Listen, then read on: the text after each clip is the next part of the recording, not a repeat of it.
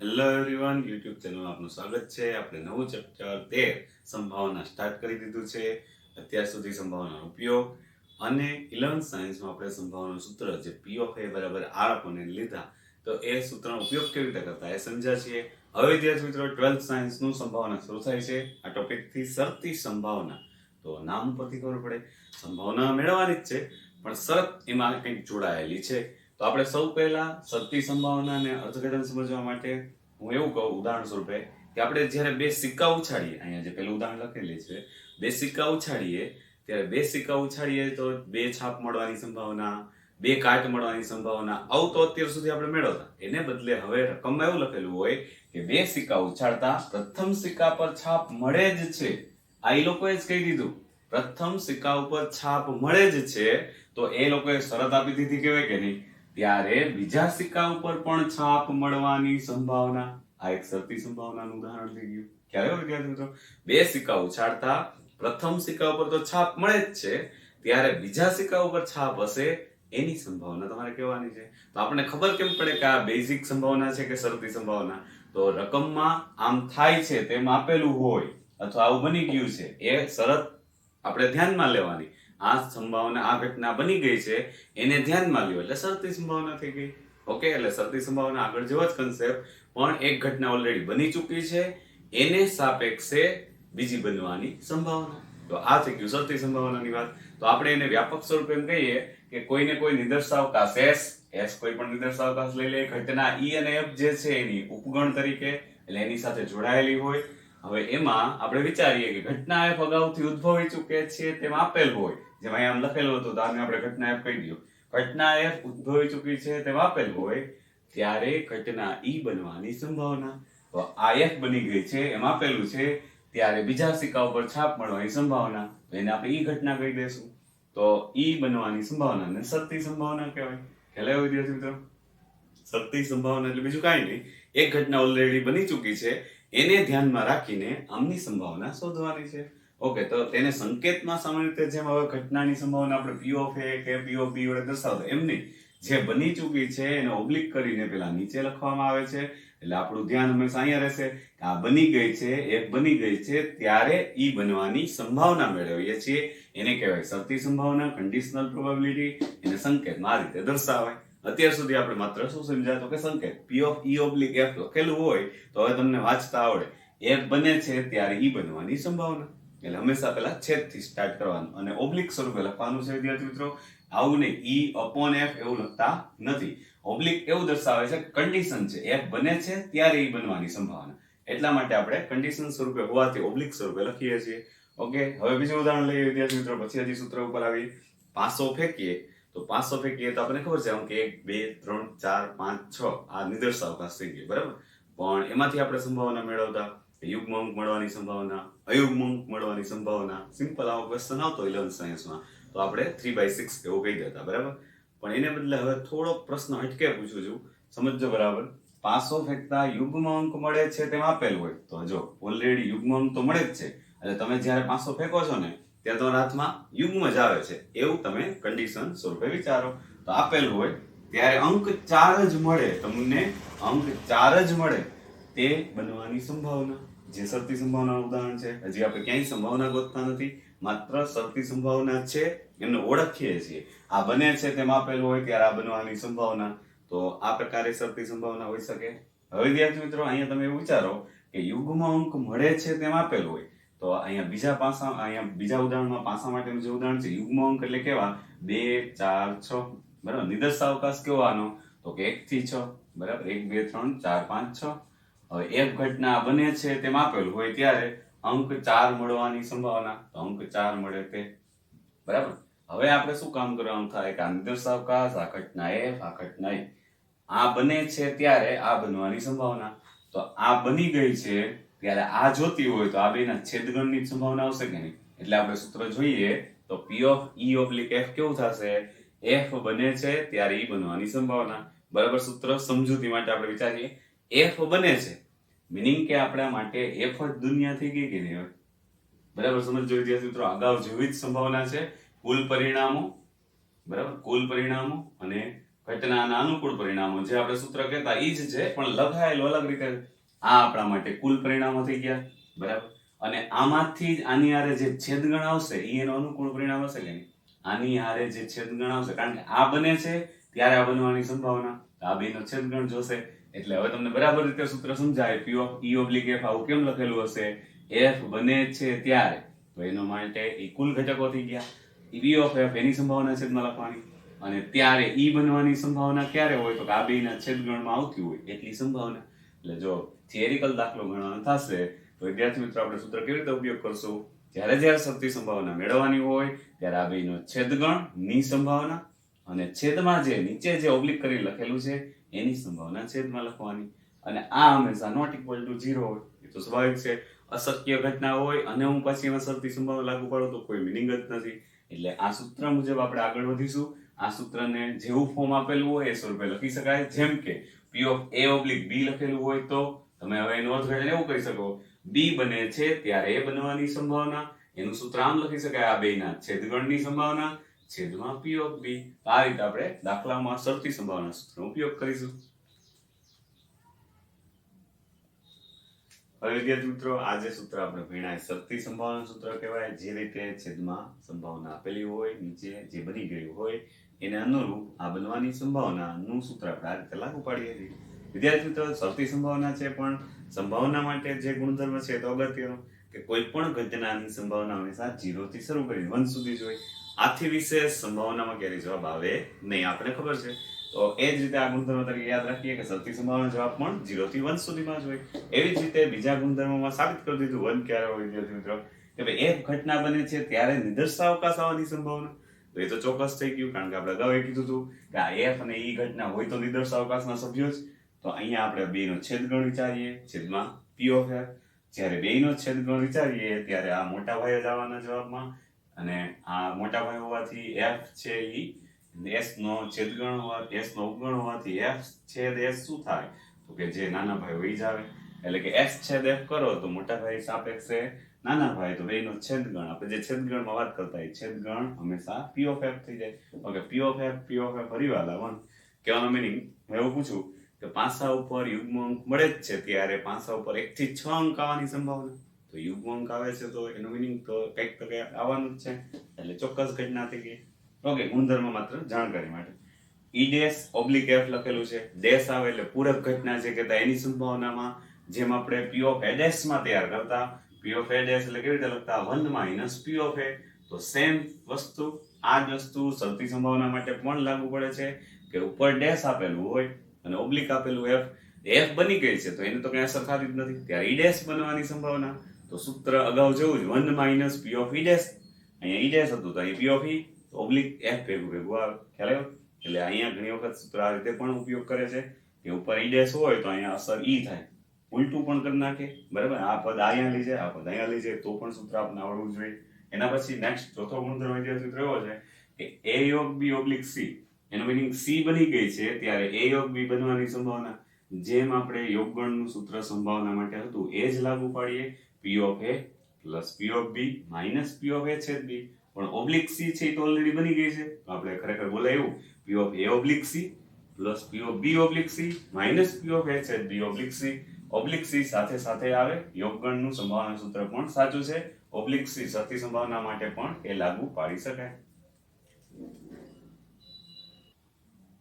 વિદ્યાર્થી મિત્રો, સ્ટાર કરેલા ગુણધર્મ ટેક્સ્ટ બુકમાં ડાયરેક્ટ આપેલા નથી, કારણ કે આ જાણીએ છીએ. આ સૂત્ર તરીકે ક્યાંક ને ક્યાંક શોર્ટકટ ક્વેશ્ચનમાં પણ પૂછાઈ શકે. આ જે છે એના કરતા શું ચેન્જ છે આગળ કરતા? તો કે અહીંયા B ડેશ બની ગઈ છે ત્યારે A ડેશ બનવાની સંભાવના, અહીંયા F ઘટના બની ગઈ છે ત્યારે E ડેશ બનવાની સંભાવના. આપણે અંશમાં જોવાનું, કારણ કે છેદ તો ઓલરેડી ઘટના બની જ ગઈ છે, એમાં કોઈ ચેન્જ નથી કરવાનો. અહીંયા પણ આપણે શું કર્યું, F બની ગઈ હતી તો F એમનો. E ડેશ નું શું થઈ ગયું સૂત્ર મુજબ P of E થઈ ગયું. તો અહીંયા જેવું વિચારો વિદ્યાર્થી મિત્રો, B ડેશ બની ગઈ છે તો એમાં કોઈ ચેન્જ નહીં, તો 1 માઇનસ P of અહીંયા B ડેશ ના B ડેશ જ રહેશે, અહીંયા A ડેશ હોય તો 1 માઇનસ P of A આવે. તો એ સૂત્ર મુજબ જ આગળ વધ્યા. અહીંયા B ડેશ તો અહીંયા પણ B ડેશ રહે. સૂત્ર સ્વરૂપે પણ ઘણી વખત આ રીતે પૂછાય છે. 13.1 માં દાખલા નંબર 1 થી શરૂ કરીએ. અહીંયા શરતી સંભાવના સૂત્રનો ઉપયોગ થાય એવા દાખલા આપેલા છે વિદ્યાર્થી મિત્રો.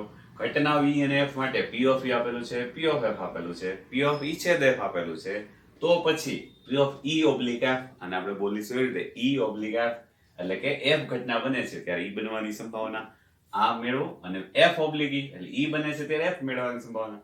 તો વિદ્યાર્થી મિત્રો માત્ર સૂત્રો યાદ કરવાના છે, એ હેતુથી દાખલા આપ્યા છે કે આપણે જાણીએ છીએ P of E oblique F હોય એટલે બેયનો છેદગણ ની સંભાવના, અને છેદમાં જે હોય એટલે કે ઓબ્લિક સ્વરૂપે તો P of F એ છેદમાં લખવાની.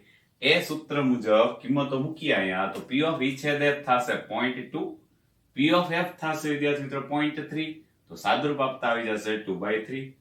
એવી જ રીતે P of F oblique E નું પણ ઈ જ સૂત્ર, આ બેયનો છેદગણ ની સંભાવના, અને P of E તો આ પણ P of E છેદ F 0.2, અને હવે P of E મૂકવાના છે 0.6, તો સાદુરૂપ આપતા 2/6 એટલે કે 1/3. તો ખૂબ સરળ છે વિદ્યાર્થી મિત્રો દાખલો, સૂત્રનો ઉપયોગ થાય એ હેતુથી આપેલા છે. દાખલા નંબર 2 અગાઉની મેથડ મુજબ જ અહીંયા ઘટના A અને B સાપેક્ષ આપેલું છે. P of B 0.5, P of A છેદ B 0.32, તો P of A oblique B શોધો. તો આ શરતી સંભાવનાનું સૂત્ર આપણે યાદ કરીએ તો વિદ્યાર્થી મિત્રો P of A oblique B જોતા હોય તો આપણે ઘટના B બની ગઈ છે એને સાપેક્ષે A બનવાની સંભાવના, તો બેયના છેદગણની સંભાવના અને છેદમાં ઘટના B ની સંભાવના. આ બધી જ કિંમતો આપણી પાસે તૈયાર છે. P of A છેદ B એટલે 0.32, અને P of B એટલે 0.5 કયો 0.50 કયો તો 32/50. હજી સાદુરૂપ આપી શકાય એમ છે વિદ્યાર્થી મિત્રો, તો અહીંયા સાદુરૂપ આપીએ અહીંયા 25/2 50 અને 16/2 32, તો 16/25 આપણો જવાબ થઈ ગયો. હવે વિદ્યાર્થી મિત્રો દાખલા નંબર 3 છે, એમાં P of A, P of B અને P of B oblique A પણ આપેલું છે. તો પછી P of A છેદ B મળી જાય એ સૂત્રનો ઉપયોગ કરી આમાં આ માહિતી આપેલી છે, આ આપેલી, તો P of A છેદ B મેળવવાના છે. બીજો એના પરથી P of A oblique B મેળવો અને P of A oblique B મેળવો. 3 પ્રશ્નો પૂછેલા છે, આગળના કોન્સેપ્ટ આધારિત જ છે. સૌથી પહેલું કામ P of B oblique A રકમમાં આપેલું છે 0.4, તો એના સ્થાને મૂકી દઈએ. P of A છેદ B મેળવવાના છે, તો એમનામ P of A, તો P of A રકમમાં આપેલા છે 0.8, તો સાદુરૂપ આપતા આપણા માટે P of A છેદ B કેટલા થઈ જશે, ડાબા જબા ડાયરેક્ટ ફેરવીને લખી નાખું છું, 8 4 32, બે આંકડા પછી પોઈન્ટ. P of A છેદ B 0.32. ઓકે, પહેલા પ્રશ્નનો જવાબ મળી ગયો. બીજા પ્રશ્નનો જવાબ વિદ્યાર્થી મિત્રો અહીંયા પહેલા પ્રશ્નનો જવાબ આવી ગયો. P of A ઓબ્લિક જોતા હોય તો A ઓબ્લિક B, તો ફરી પાછું સૂત્ર લાગુ પાડીએ, P of A છેદ B upon P of B. તો એમાં સાદુરૂપ આપી શકાય એમ છે. P of A છેદ B એટલે આપણી પાસે કિંમત છે 0.32, અને P of B એટલે 0.5, 5 એટલે 50, હમણાં જ કીધું એમ 32/50, મીનિંગ કે 16/25 અથવા તો 0.64, કોઈ પણ રીતે સાદુરૂપ લખેલું હોય. અહીંયા પણ આગળના દાખલામાં 0.64 પણ લખી શકો, આ અથવા જવાબ 4. બરાબર. ત્રીજા દાખલામાં એમાં પેટા વિભાગમાં P of A of B, તો એ તો આપણી પાસે સૂત્ર જાણીએ છીએ. અહીં P of A of B એટલે સૂત્ર કયું લાગુ પાડશું, P of A જે આપણે અગાઉ 11th માં ઉપયોગ કરતા plus P of B minus P of A છેદ B. બરાબર. તો આમાં બધી જ કિંમતો મૂકી દઈએ. P of A તૈયાર છે આપણી પાસે 0.8, P of B તૈયાર છે 0.5, બરાબર, અને માઇનસ P of A છેદ B, તો હમણાં જ મેળવેલા 0.32, તો આનો સાદુરૂપ આપતા 1.3 એટલે કે 1.30 માઇનસ 0.32, તો અહીંયા આપણી પાસે જવાબ આવી જશે 0.98, જે આપણા માટે P of A of B દર્શાવે છે. ઓકે, ખૂબ સરળ દાખલા છે વિદ્યાર્થી મિત્રો, માત્ર સૂત્રનો ઉપયોગ સમજાય એટલા માટે આપેલા છે. હવે વિદ્યાર્થી મિત્રો દાખલા નંબર 6 થી 9 છે, એ P of E oblique F મેળવવાના, એટલે કે શરતી સંભાવના દાખલા હવે સ્ટાર્ટ થાય છે. અગાઉ સૂત્ર તો આવી ગયું, હવે દાખલામાં ઉપયોગ કેવી રીતે કરીએ તો આપણને બરાબર સૂત્ર યાદ હોય વિદ્યાર્થી મિત્રો કે P of E oblique F મેળવવા માટે આ બેના છેદગણની સંભાવના અંશમાં આવે અને P of F તૈયાર કરવાનું. ઓકે, તો એના માટે આપણે પહેલા તો ઘટના દાખલા નંબર 6 માં કેવી બનાવીને આપેલી છે, તો એના માટે નિદર્શાવકાશના કુલ કેટલા ઘટકો થાય આ બધું નોંધવું પડશે આપણે. તો એક સિક્કાને 3 વખત ઉછાળવામાં આવે, તો વિદ્યાર્થી મિત્રો આપણે જાણીએ છીએ કે સિક્કાને 3 વાર ઉછાળીએ તો પહેલી વાર HT આવી શકે, બીજી વાર ઉછાળીએ તો પાછું HT આવી શકે, ત્રીજી વાર ઉછાળીએ તો H or T માંથી કોઈ પણ પરિણામ આવી શકે. તો આ પ્રમાણે કાર્તેશીય ગુણાકાર વિચારો તો આપણે 8 પરિણામ મળે, જે કુલ 8 પરિણામ દર્શાવે છે. આપણે એવું કહીએ જે કુલ 8 પરિણામ દર્શાવે છે. બરાબર, એટલે કે આપણા માટે નિદર્શાવકાશના ઘટકો જે એમ કહીએ આપણે 8 થઈ ગયા. બરાબર, હવે આ સિક્કાને 3 વખત ઉછાળવાથી નિદર્શાવકાશ તૈયાર થઈ ગયો. એમાં રહેલી ઘટનાઓ યાદ કરીએ કે ભાઈ હવે ઈ ઘટના કેવી બનાવવાની છે, તો કે ત્રીજી વખત ઉછાળતા છાપ મળે તે. તો તો હું પહેલાનો આન્સર આપવાનો પ્રયત્ન કરું છું. આ તો કોમન રહેશે જ બધા માટે. તો એમાં ત્રીજી વખત જ્યારે તમે સિક્કો ઉછાળતા હોય તો ત્રીજા વખતે એટલે ત્રીજા ઘટક વખતે છાપ ક્યાં દેખાય છે? તો કે પહેલા જ પરિણામમાં દેખાય છે. H અને H આવે એટલે ત્રીજા પરિણામમાં છાપ આવી. આપણે તો ઈ જોવાનું. ઓકે, HHT નો ચાલે, HTH ચાલે. તો HTH એના અનુકૂળ ઘટકો ગોતી લઈએ આ ઘટનાને, બરાબર. પછી THH પણ ચાલે. ત્રીજા ઘટકમાં H હોવો જોઈએ. અહીંયા પણ નથી, અહીંયા પણ નથી. TTH એ બી ચલેગા. ઓકે, ઈ ઘટનાને અનુકૂળ પરિણામ 4 છે, પણ માત્ર આપણે ઈ ઘટનાની સંભાવના જ મેળવવાની. આપણે તો P of E oblique F મેળવવાનું છે. તો સાથે F પણ વિચારી લઈએ. F શું બને છે? પ્રથમ બે વખત ઉછાળતા છાપ મળે તે. What is this? પ્રથમ બે વખત ઉછાળતા એટલે કે જ્યારે તમે બે વખત, પહેલી વખત ને બીજી વખત સિક્કા ઉછાળો તો બેયમાં HH પરિણામ આવ્યું હોય. પ્રથમ બે વખત ઉછાળ્યો હોય ત્યારે H જ આવ્યું હોય એવા પરિણામ અનુકૂળ લઈએ તો આ ટ્રિપલ H ચાલે, કારણ કે એમાં બેયમાં H છે. આ પણ ચાલે, ડબલ HT. હવે તો કે આ નો ચાલે. હવે પછીના એક એવા નથી કે એકારે બે H આવે છે, તો આ અનુકૂળ પરિણામ એના બે થયા. ઓકે, હવે વિદ્યાર્થી મિત્રો આપણે શું વિચારીએ કે ભાઈ તમને રકમમાં એવી માહિતી આપેલી છે કે આ ઈ ઘટના છે, આ F ઘટના છે, બરાબર. E અને F ના સંદર્ભમાં તમારે P of E oblique F મેળવવું હોય તો E છેદ F મેળવવા પડશે. E છેદ F એટલે આ બેનો છેદગણ શું બને છે? તો આપણને ક્લિયરલી દેખાય છે ગણના આધારે કે આ પણ છે અને આ પણ ઘટક છે. એવી જ રીતે ડબલ HT નથી, તો અનુકૂળ ઘટક છેદગણ માટે તો ટ્રિપલ H જ છે. ઓકે, હવે વિદ્યાર્થી મિત્રો આપણે શું કામ કરીએ? આપણે સૂત્ર બનાવવાનું હતું P of E છેદ F. તો આ ઘટનાની સંભાવના મેળવવી હોય તો અનુકૂળ ઘટક 1, કુલ ઘટકો 8 એટલે 1/8. પણ આપણે એટલું જ નથી, P of F પણ તૈયાર કરવાના. તો અહીંયા P of F તૈયાર કરી લે અગાઉથી. P of F એટલે શું? અનુકૂળ ઘટક 2, કુલ ઘટક 8, બરાબર. તો હવે આપણે સૂત્રમાં માત્ર કિંમતો મૂકવાની છે. હવે P of E oblique F કેટલા થાય? તો કે સૂત્ર મુજબ આગળ વધીએ. P of E છેદ F upon P of F. હવે સૂત્રમાંથી જ કિંમતો તૈયાર કરીને મૂકેલી છે આપણે. P of E છેદ F એટલે 1/8, P of F એટલે 2/8. તો 8 હરીવાલા સાદુરૂપ આપતા 1 મળે. તો ક્લિયરલી શરતી સંભાવના આપણને આ રીતે મળશે થિયરિકલ મેથડ મુજબ. શોર્ટકટ હમણાં જોઈએ આપણે, પણ જો થિયરીમાં 2 માર્કમાં દાખલો હોય તો તમારે સરસ રીતે E અને F ના અનુકૂળ ઘટકો, એના અનુકૂળ ઘટકો પ્રમાણેની સંભાવના મેળવી દેવાની, અને છેદગણની સંભાવના અને F ની સંભાવના. તો આ રીતે તૈયાર કરીને આપણે આપવો પડે. હવે વિદ્યાર્થી મિત્રો થિયરિકલ તો આ પ્રમાણે ગણી શકીએ. MCQ માટે વધારે પૂછવાની શક્યતા તો આપણે એ પ્રમાણે ધ્યાનમાં રાખશું.